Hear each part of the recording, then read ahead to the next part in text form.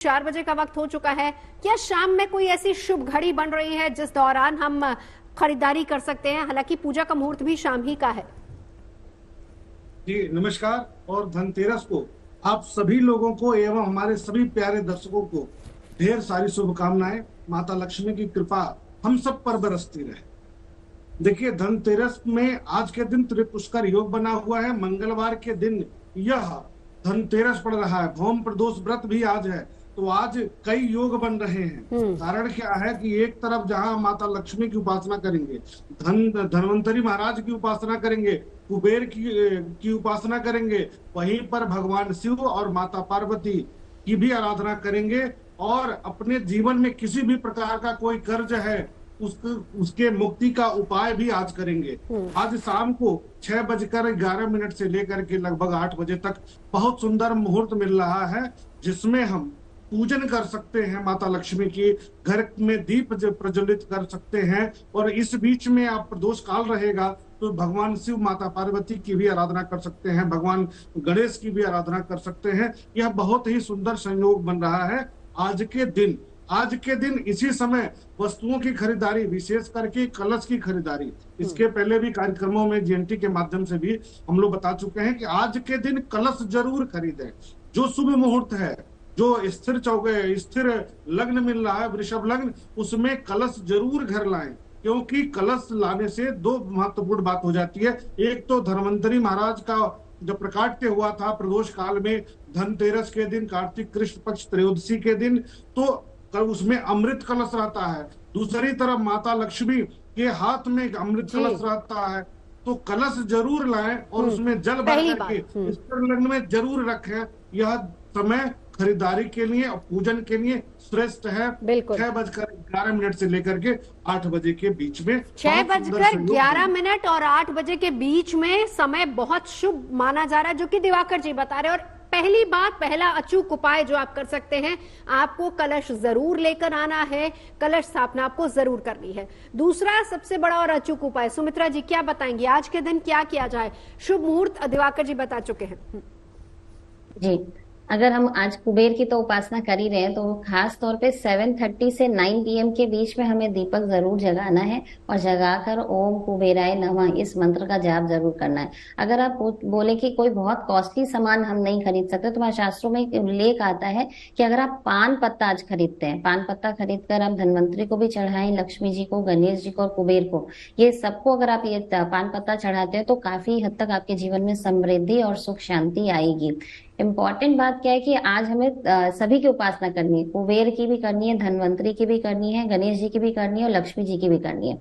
अगर बात करते हैं कि आज अगर बृहत संहिता के हिसाब से अगर बात करें तो आज उत्तर फाल्गुनी नक्षत्र हमको मिल रहा है और ये शाम 6:34 तक है। तो इस 6:34 PM के अंदर में अगर हम कुछ परचेज करते हैं और या पूजा करते हैं, जैसे अब आप स्टूडियो में बैठे हैं तो आप एटलीस्ट मंत्र जाप कर सकते हैं। तो गणेश जी के लिए ओम गम गणपति नमः का जाप कर सकते हैं, लक्ष्मी जी के लिए ओम महालक्ष्मी नमः बोल सकते हैं या सिर्फ ओम श्रीम भी बोल सकते हैं। कुबेर का मंत्र जैसे कि मैंने आपको बताया, और खासतौर से धनवंतरी की अगर आप बात करें तो ओम श्री धनवंतरे नमः। तो ये चारों मंत्र का जाप करने से आप जहां भी बैठे हैं आपको उस ऑस्पिशियस टाइम का रिजल्ट तो मिलता है। और एक अगर आइटम बोलेंगे तो पान पत्ता। चलिए, कलश पहली बात, दूसरा पान पत्ता। लेकिन साथ ही साथ ये भी कहा जाता है कि क्योंकि इस दिन से 5 दिन के उत्सव की शुरुआत हो जाती है, धनतेरस के दिन हम खरीदते हैं, हम अपनी सेहत के लिए भी बहुत कुछ करते हैं, क्या करना है क्या नहीं करना वो तो जान रहे, लेकिन घर में क्या चेंजेस हम ला सकते हैं वास्तु के हिसाब से आज की डेट में, वो भी हम 10 टिप्स आपको देंगे। पहला टिप अलंकृता जी क्या बताएंगे? सबसे पहले तो जीएनटी के सभी दर्शकों को इस महापर्व की बहुत सारी शुभकामनाएं। और आज का दिन तो बहुत ही विशेष होता है, क्योंकि आज का दिन अगर हम देखा जाए तो रिन्यूअल ऑफ एनर्जी कहते हैं, यानी कि आपका पुराना सब भूल के एक नई शुरुआत, एक नया जन्म जैसा होता है अगर आप उसे ठीक ढंग से लें तो। वो कहते हैं आपो दीपो भव, यानी कि बी योर ओन लाइट। तो ये जो त्योहार है ये सिर्फ खरीदारी का नहीं, ये अपने अंतर मन को साफ करने का, अपने घर की जब हम सफाई करते हैं तो उससे हमारा माइंड स्पेस भी माइंड डिपिक्ट होता है कि आपके घर में जब सब चीजें ऑर्गेनाइज्ड हैं तो आपकी लाइफ खुद ब खुद ऑर्गेनाइज्ड हो जाएगी, क्योंकि आपका माइंड जो है वो ऑर्गेनाइज्ड हो जाएगा। तो सबसे पहले नॉर्थ ईस्ट कॉर्नर को आप बहुत अच्छे से साफ सुथरा करें, क्योंकि वहां आपके टेम्पल का प्लेस होता है और वहीं पे आप जो है आज पूजा की वेदी सजाएं। और आज धन्वंतरी जी का जन्म हुआ था, आज धन्वंतरी जी का अवतरण दिवस बोला जाता है कि वो समुद्र मंथन से उन्होंने अमृत कलश जो प्रकट किया था, वो अमृत कलश जो है हमारी सेहत को दर्शाता है, क्योंकि सेहत है तो सब कुछ है। तो सबसे पहले हम जब त्योहार की शुरुआत करते हैं तो अपनी सेहत और शुभता के साथ हम चाहते हैं कि जीवन में सब कुछ रहे, संचार रहे, एक अच्छी सौभाग्य का, सेहत का। तो सबसे पहले नॉर्थ ईस्ट कॉर्नर को जब हम वेदी लगा लें तो धन्वंतरी जी, कुबेर जी, बैठी हुई लक्ष्मी जी और साथ ही में गणेश जी, और अक्सर लोग जो है सरस्वती मां को लाना भूल जाते हैं, क्योंकि सरस्वती मां जो है वो ज्ञान की देवी है, सरस्वती मां जो है वो सद्बुद्धि की देवी है। तो उन्हें भी आप आज के दिन जरूर अपने घर में विराजमान करिए। और इन सभी को प्रसन्न करने के लिए अलग अलग फिर जो अर्पण करने की चीजें हैं, जैसे माता लक्ष्मी को कमल गट्टा और कमल का फूल जो है वो अत्यंत प्रिय है, और आपने देखा भी होगा कि वो कमल वासनी है, कमल पे बैठी हैं, तो आप उन्हें वो अर्पण करें। अगर बात करें हम कुबेर जी की, तो कुबेर जी को कुछ कौड़ियां और कुछ चांदी के सिक्के नहीं तो नॉर्मल सिक्के आप लाल कपड़े में लपेट के अर्पण करें, इस भावना के साथ कि आपके घर से शुभता, धन धान्य कभी भी दूर ना हो।